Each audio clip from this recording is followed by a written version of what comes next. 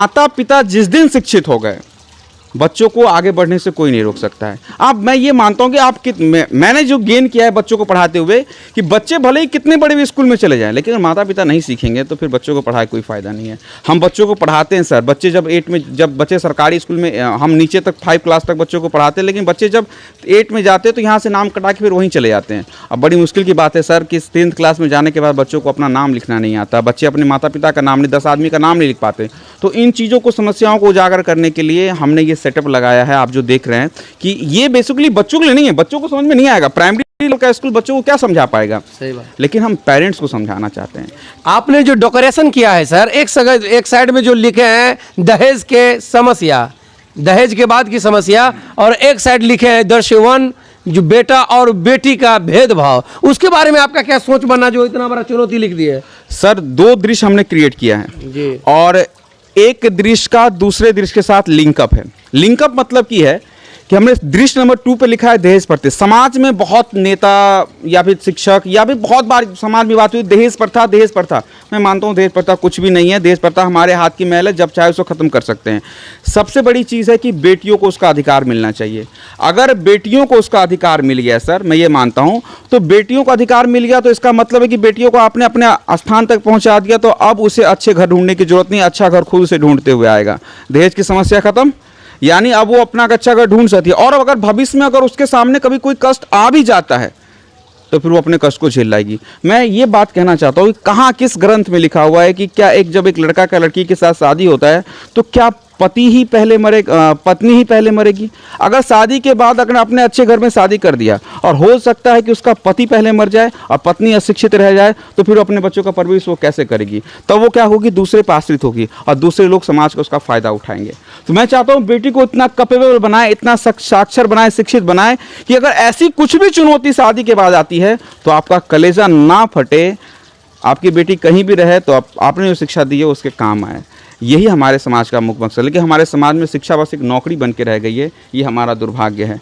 और हम लोग कलम चलाते हैं, हमारा कलम कभी कभी रो देता है कि इस तरह की समस्या हम बच्चों को नहीं बता पाते, पेरेंट्स नहीं समझ पाते। इसी को समझाने की हमने कोशिश की है सर। तो क्या उम्मीद लगाते हैं कि आपके स्कूल में जिस हिसाब से अगर तैयारी हो रही है पढ़ाई की, उसमें बच्चे कितने % कामयाब हैं? सर बच्चे तो बहुत कामयाब हैं, बच्चे तो हम बहुत कामयाब हैं। बच्चे एक्चुअली हमारे स्कूल में जो भी बच्चे हैं ना सर, वो हमारे फैमिली मेम्बर्स हैं। यानी कि अगर हमारे आंख से आंसू गिरता तो उनकी आंख से भी आंसू गिरता। हमने ऐसा अटैचमेंट बना दिया है। हमें बस एक पे मेहनत करना है, वो है पेरेंट्स। और रही बच्चों की बात, तो हमारे स्कूल का पैटर्न अलग है। हम सिलेबस पर ध्यान नहीं देते। सिलेबस में बच्चों को क्या पढ़ाना है, अगर 5 क्लास के बच्चे हैं तो 5 क्लास के बच्चों को क्या क्या ज्ञान होना चाहिए, वो ज्ञान उतना उसको होना चाहिए। रटने वाली चीज़ तो आज रटेंगे बच्चे, कल भूल जाएंगे, हम कल उसे फिर रटा देंगे। लेकिन नहीं, एक लेवल जो जैसे है, हम लोगों ने ये देख लिया है, इस हमारे स्कूल चलाने का 2 मैनेजमेंट है। एक बच्चों के 2 ग्रोथ को नापते हैं हम लोग की, शारीरिक और मानसिक। तो शारीरिक और मानसिक में दोनों में अंतर होता है, तो उस चीज़ को हम पैटर्न को फॉलो करके चलते हैं कि एक शारीरिक ग्रोथ के हिसाब से कितना माइंड ग्रो करना चाहिए, उसको हम बैलेंस करके चलते हैं, ताकि बच्चों को सिलेबस से दूर रहें और हम बच्चों को उतना बता सकें जितना उसका मानसिक ग्रोथ मांगता है, डिमांड करता है बस, और वास्तविकता से परिचित करा सकें उसे। आपका स्कूल में कितने क्लास हैं? सर अभी तो एक्चुअली प्ले टू 8 है जी, और अभी फ़िलहाल इतना ही है। और आगे का सोच भी कुछ रखे हैं सर? सर सोच ये देखिए, एक्चुअली मेरा ये सोच तो है कि मैं 8 से और नीचे उतर जाऊं, 5 ही तक रखूं, क्योंकि मैं जानता हूं कि मैंने अगर समाज का नींव तैयार कर दिया ना, तो आगे कोई भी तैयार कर लेगा। देख सकते हैं, सुन सकते हैं, समझ सकते हैं कितनी खुशी और कितनी बड़ी सोच है। तो सर आपने जो ये सजाया है, एक तरफ दहेज प्रति में जो देखने को भी मिल रहा है, दिखाइएगा कैमरामैन।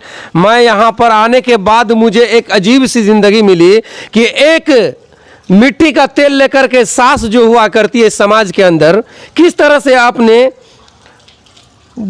बहू को जलाने की कोशिश किया जाता है, और एक जो ससुर होते हैं वो अपने डंडा लेकर बहू के ऊपर निछावर है मारने के लिए। तो सोच सकते हैं अगर ये नीत हमारे ज़िंदगी के अंदर आ गया तो फिर हमारी ज़िंदगी में क्या ही बचा। ये हमारे सर ने इजहार कर दिए, दास्तान बना दिए कि वाकई में ये ज़िंदगी है। लेकिन सोचेंगे समझेंगे उसके बाद आपको पता चलेगा। मैं दूसरे तरफ देखना चाहता हूँ और सर से भी इसमें मिलना चाहता हूँ कि एक वही औरत है जो माँ के रूप में है, और वही एक उनका बेटा है जो स्कूल की तरफ जाते हैं और दूसरी तो बकरियां चराने के लिए। तो देख सकते हैं। तो सर एक और चीज़ का मुझे जानकारी दीजिए कि इतनी बड़ी जो आपने दास्तान बनाया, आपका टीम में कौन कौन ऐसे हैं साथ देने वाले? सर उनका नाम बताइए सर। सर मेरे टीम में बहुत ऐसे मेंबर्स हैं जिनका डेडिकेशन इसमें लगा हुआ है। एक्चुअली आप जो देख रहे हैं इसमें एक भी सामान मार्केट से खरीदा हुआ नहीं है। अच्छा, ये सारा आपने ही बना दिया? हाँ, हम लोग का सारा डेडिकेशन है। हमारी रात में प्लानिंग, हम लोग स्कूल चलाते हैं, स्कूल चलाने के बाद हमारी प्लानिंग होती थी कि हमें क्या करना है। हम लोग रात में प्लानिंग करते थे, सुबह फिर छुट्टी होने के बाद उस पर काम करते। तो ये काम आज से नहीं, हम लोग लगभग 1.5 महीने से कर रहे हैं। आपको दिखने में लग रहा होगा 5 दिन में कंप्यूटर, लेकिन इसके पीछे महीनों का जो मेहनत है, सोच है, वो लगा हुआ है। इसमें जो भी काम है एक भी हमने मार्केट से नहीं खरीदा है। लोग मार्केट में फूल खरीदने जाते हैं, हम लोग जंगल में घूम रहे थे कि इस पत्ते को